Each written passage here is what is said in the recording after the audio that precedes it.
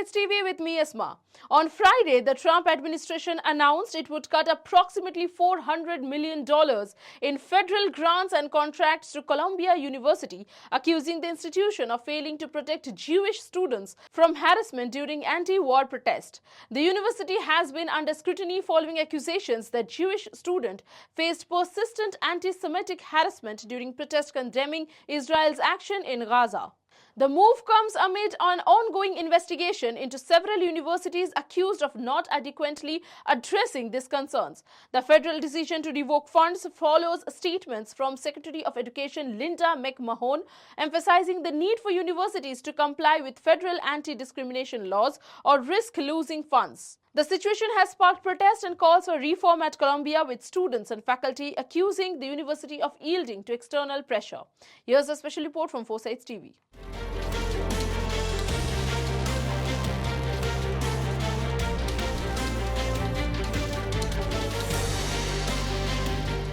The controversy surrounding Columbia University began in April 2024 when the campus was rocked by anti-war protests, with some activists expressing solidarity with Palestinians and criticizing Israel. These protests were met with allegations that Jewish students were subjected to harassment and discrimination, which the university's internal investigations confirmed. The university task force found that Jewish students and Israeli faced verbal abuse, ostracism and humiliation during this protest. Despite these findings, the university faced criticism for not taking sufficient action to protect its Jewish students. In response, the Trump administration, through the Department of Education and other federal agencies, announced the immediate cancellation of $400 million in federal grants and contracts to Columbia University. They also warned that additional cuts amounting to $5 billion in federal funding commitments could follow. Secretary of Education Linda McMahon accused Columbia of neglecting its legal obligations to protect Jewish students and stated that universities must comply with all anti-discrimination laws to retain federal funding.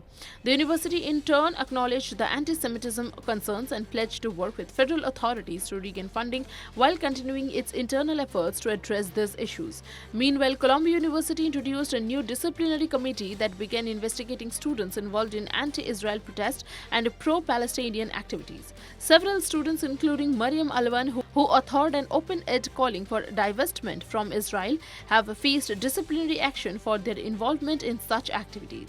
This move has led to growing unrest among students and faculty, with accusations that Columbia is restricting free speech and yielding to external political pressures. Students have protested the disciplinary measures, with some occupying buildings at Barnard College, Columbia's affiliate. The situation escalated in early 2025 as several protesters were arrested during a standoff with police.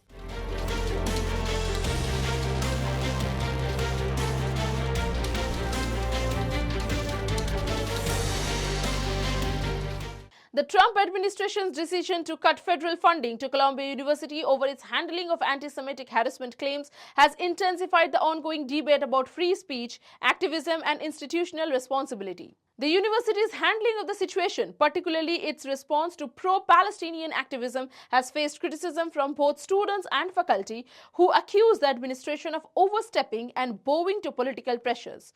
While Columbia has pledged to combat anti-Semitism and work with the federal government to address this issue, its disciplinary measures have drawn widespread condemnation from various advocacy groups.